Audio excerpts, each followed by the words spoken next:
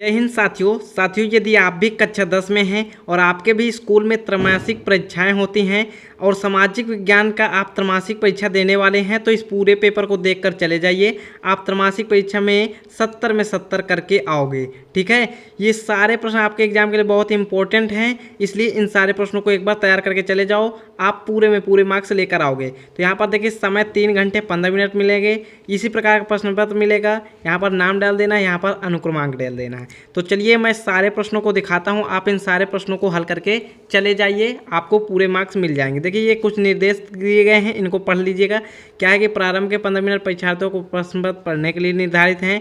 सभी प्रश्न करना अनिवार्य है। प्रश्न पत्र 2 खंडों में विभाजित है, खंड आ और खंड बा में। ठीक है, खंड आ में आपको 20 अंक के 20 बहुकल्पीय प्रश्न दिए जाएंगे, जिन्हें आपको OMR शीट पर काले पेन से इस प्रकार से गोला काला करना होगा। जो सही हो उस पर आपको गोला काला करना होगा। ठीक है, 4 ऑप्शनों में। अब देखिए चौथा दिया गया है कि खंड बा में 50 अंकों का है, जिसमें वर्णात्मक 1, वर्णात्मक 2 एवं मानचित्र से संबंधित 2 प्रश्न हैं। खंड का तथा खंड खा भारत के मानचित्र से संबंधित है। ठीक है, तो पूरा मानचित्र सहित पूरा जो है कंप्लीट सोल्यूशन कराने वाला हूँ। ठीक है, इतना ही तैयार करके चले जाइए, आप त्रैमासिक में पूरा नंबर लेकर आओगे।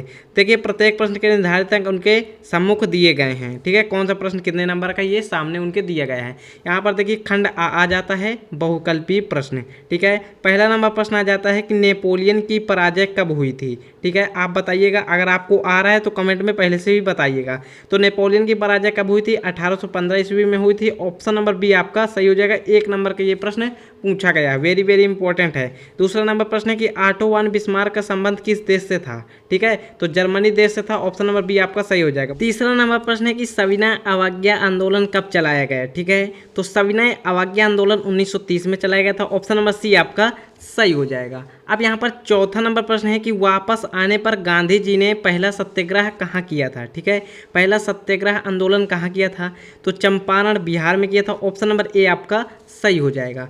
पांचवा नंबर प्रश्न है कि 1919 में आर्थिक महामंदी का मुख्य कारण क्या था? ठीक है, तो 1919 में आई आर्थिक महामंदी का मुख्य कारण कृषि क्षेत्र में अधिक उत्पादन था। ऑप्शन नंबर ए आपका सही हो जाएगा। 6 नंबर प्रश्न है कि निम्नलिखित में से कौन अजैविक संसाधन है? वेरी वेरी इंपॉर्टेंट ये प्रश्न है। ठीक है, तो जिसमें जीवन नहीं होता वो अजैविक संसाधन होता है। देखिए चट्टान हो जाएगा। ऑप्शन नंबर ए आपका सही हो जाएगा। 7 नंबर प्रश्न है कि भूदान आंदोलन किसके द्वारा आरंभ किया गया था? ठीक है, तो विनोबा भावे के द्वारा आरंभ किया गया था। ऑप्शन नंबर सी आपका सही हो जाएगा।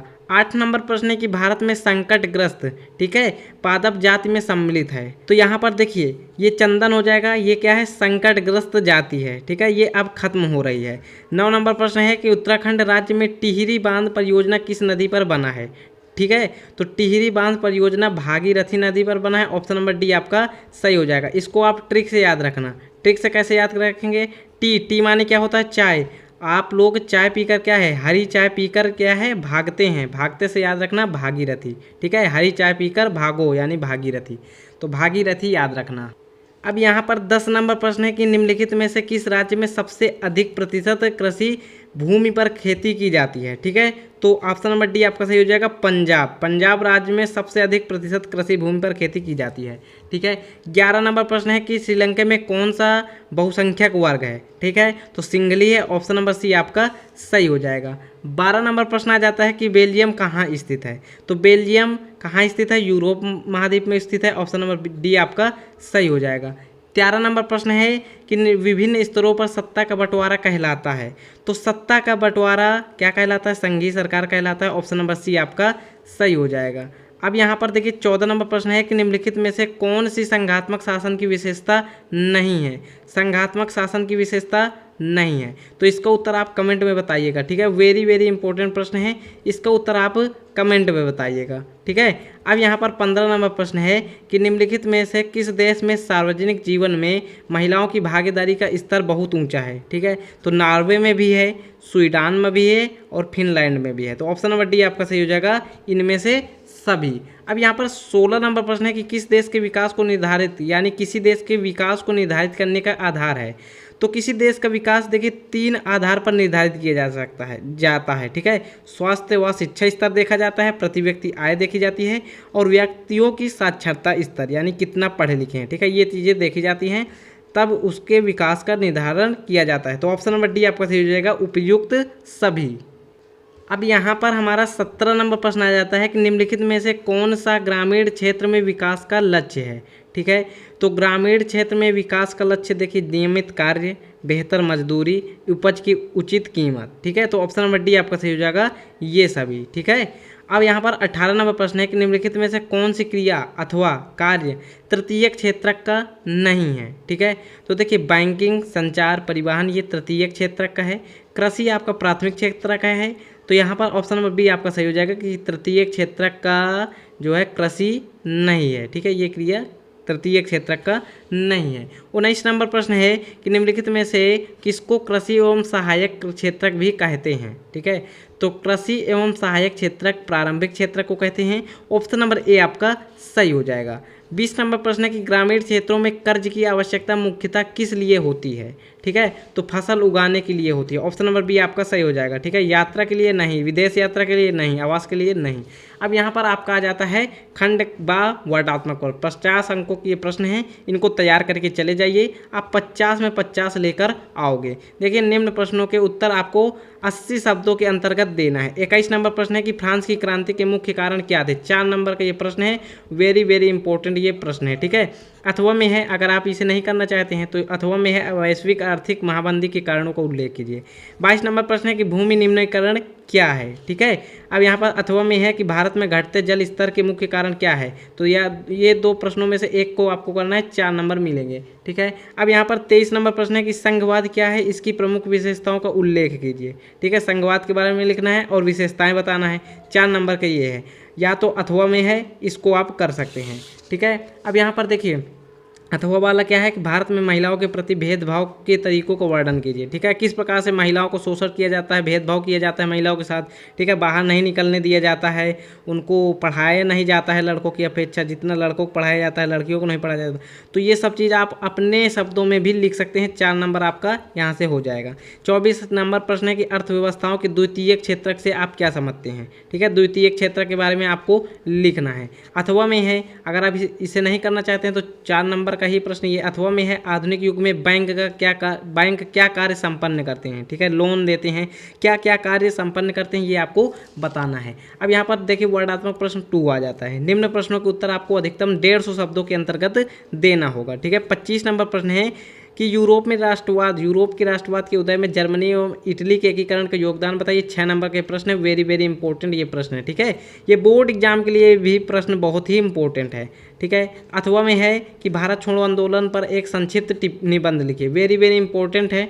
ठीक है, ये भी प्रश्न बहुत ही इंपॉर्टेंट है, तो इनको आप तैयार करके जरूर जाइएगा। ठीक है, 26 नंबर प्रश्न है कि वन संरक्षण का अर्थ बताइए। ठीक है, वनों को बचाना ही वन संरक्षण कहलाता है तथा इसके संरक्षण की आवश्यकता पर प्रकाश डालिए। वनों को हम कैसे संरक्षित कर सकते हैं, कैसे बचा सकते हैं, ये सब आपको बताना है। 6 नंबर का ये प्रश्न है। ठीक है, अथवा में है गन्ना उत्पादन के लिए अनुकूल भौगोलिक दशाएं बताइए। ठीक है, गन्ना का आ सकता है, गेहूँ का आ सकता है, धान का आ सकता है। ठीक है, भौगोलिक जो है दशाएं, यानी कि आपको सब बताना है कि कैसी जलवायु चाहिए, कितना जो है टेम्परेचर होना चाहिए। तो पूरा जो है आपको रोपाई से लेकर यानी बोआई से लेकर कटाई तक आपको बताना है। ठीक है, यहाँ पर पूरा लिख देना है, तब आपको 6 नंबर मिलेगा। ठीक है, 27 नंबर प्रश्न है कि सत्ता की साझेदारी जनतंत्र की आत्मा है। बेल्जियम तथा श्रीलंका का उदाहरण देकर आपको विवेचना करना है। ठीक है, तो सत्ता की साझेदारी वाला पाठ आप पढ़े होंगे तो इसका उत्तर आप बहुत अच्छे से लिख पाएंगे। ठीक है, अथवा में है कि लोकतंत्र के लिए जातिवाद क्यों घातक है। ठीक है, जातिवाद जो हो रहा है वो क्यों घातक है, 2 कारण बताइए। ठीक है, 6 नंबर का ये है, या तो ये करिए या तो ये करिएगा। 28 नंबर प्रश्न है कि राष्ट्रीय आय तथा प्रति व्यक्ति आय में क्या अंतर होता है, समझाइए। ठीक है, उदाहरण द्वारा आपको समझाना है। 6 नंबर का ये प्रश्न है। अथवा में है कि भारतीय अर्थव्यवस्था को किन 3 क्षेत्रों को भी विभाजित किया जा सकता है, प्रत्येक क्षेत्र की गतिविधि बताइए। आपको क्षेत्र के बारे में पूरा लिखना है। अब यहाँ पर आपका मानचित्र संबंधी प्रश्न आ जाता है। ये मानचित्र संबंधी प्रश्नों को तैयार करके चले जाइए, यही प्रश्न आएंगे। ठीक है, बोर्ड एग्जाम में भी ये प्रश्न देखने को मिलेंगे। देखिए 29 का क्या है, निम्नलिखित स्थानों को भारत के दिए गए मानचित्र में समझाइए। ठीक है, दर्शाना है, आपको 5 नंबर मिलेगा। वह स्थान जहाँ संसद भवन स्थित है, 2027 बोर्ड एग्जाम में जरूर आएगा। ठीक है, और त्रैमासिक में भी ये पूछा जाएगा। तो संसद भवन कहाँ स्थित है, तो नई दिल्ली में स्थित है। आप देखिए ये मानचित्र है मेरे पास, ठीक है, तो यहाँ पास नई दिल्ली कहाँ, ये है मानचित्र, ये है, ठीक है, ये नई दिल्ली है, ये हरियाणा है, ठीक है, इसी में एक छोटा सा जो बिंदु है ये है नई दिल्ली। तो यहाँ पास पहला डाल देना है, नई दिल्ली डाल देना है, ठीक है, ऊपर डाल देना है 29 का के प्रश्न हम कर रहे हैं। दूसरा है कि सविनय अवज्ञा आंदोलन का मुख्य केंद्र, तो सविनय अवज्ञा आंदोलन का मुख्य केंद्र दांडी था, ठीक है, कहाँ पड़ता है, गुजरात में। तो दूसरा डाल के यहाँ पर दांडी डाल देना है। गुजरात क्या है, ये वाला है, ठीक है, ये क्षेत्र गुजरात है। अब यहाँ पर तीसरा है कि गांधी जी ने नमक कानून तोड़ा, कहाँ तोड़ा था, तो दांडी में ही तोड़ा था। दांडी कहाँ है, गुजरात में, तो यहीं पर आपको डाल देना चिन्ह बना के, तीसरा डाल देना है दांडी गुजरात, ठीक है। अब यहाँ पर चौथा है कि महात्मा गांधी का शहीद स्थल, तो राजघाट है, ठीक है, राजघाट कहाँ पड़ता है, दिल्ली में है, ठीक है, दिल्ली में। तो यहाँ पर देखिए दिल्ली कहाँ है, यही है दिल्ली, ये पॉइंट वाला। तो इस प्रकार से आपको चौथा डाल के दिल्ली लिख देना है, यहाँ पर कोष्टक में डाल देना है राजघाट, ठीक है। पांचवा है कि वह स्थान जहाँ 1929 में कांग्रेस का अधिवेशन हुआ, तो कहाँ हुआ था, लाहौर में हुआ था। लाहौर इतनी समय कहाँ है, पाकिस्तान में। तो ये है आपका जो है लाहौर, ठीक है, ये इधर लाहौर है, तो ये पाकिस्तान है, ठीक है, अब पाकिस्तान है, इसे ही कहते हैं लाहौर, ठीक है। तो वी नंबर डाल के लाहौर लिख देना है। इस प्रकार से आपका 5 नंबर कंफर्म हो जाएगा। अब एक खा नंबर में आ जाएगा जो कि भूगोल के प्रश्नों से दिए जाएंगे। निम्नलिखित स्थानों को भारत के दिए गए रेखा मानचित्र में चिन्ह द्वारा नाम सहित दर्शाइए। 5 नंबर का ये होने वाला है। पहला नंबर है कि लाल मिट्टी का क्षेत्र इस चिन्ह द्वारा नाम सहित बताइए, ठीक है। तो छत्तीसगढ़ है, तो यहाँ पर छत्तीसगढ़ हम दर्शाएंगे। तो पहला यहाँ पर छत्तीसगढ़ में क्या है, लाल मिट्टी का ये क्षेत्र है, ठीक है। तो यहाँ पर प्लस प्लस इस प्रकार से चिन्ह लगा के पहला डाल के छत्तीसगढ़ लिख देंगे। दूसरा है कि सलाल बांध इस चिन्ह द्वारा नाम सहित, तो सलाल बांध कहाँ है, चिनाब नदी पर बना है, ठीक है, चिनाब नदी पर बना है।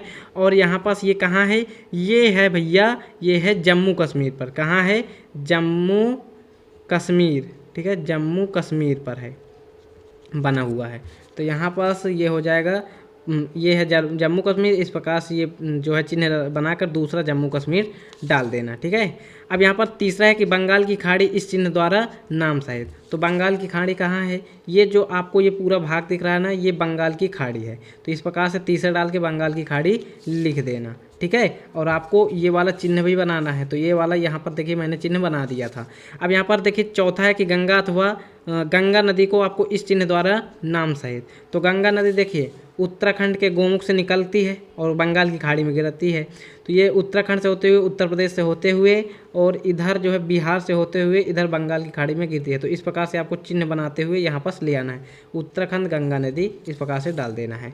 पांचवा है कि गेहूं उत्पादन का प्रमुख क्षेत्र, ठीक है, इस चिन्ह द्वारा नाम सहित। तो गेहूं उत्पादन का प्रमुख क्षेत्र क्या है, अपना उत्तर प्रदेश भैया, अपना उत्तर प्रदेश, ठीक है। तो यहाँ पर गेहूं का उत्पादन बहुत ज़्यादा होता है। तो एक क्षेत्र आपको डाल देना, उत्तर प्रदेश भी डाल सकते हैं, पंजाब भी डाल सकते हैं, ठीक है, जहाँ गेहूं का उत्पादन होता है। तो यहाँ पर देखिए ये है पूरा, ये क्या है आपका, यही है आपका प्यारा सा उत्तर प्रदेश। तो यहाँ पर ये डाल के वी नंबर डाल के उत्तर प्रदेश डाल देना है और यहाँ पर चिन्ह बना देना है। आपको ये सब काम पेंसिल से करना है, ठीक है। मैंने पेन से किया है क्योंकि वीडियो में समझ में कम आता है पेंसिल से, ठीक है, इसलिए मैंने पेन से बना दिया है।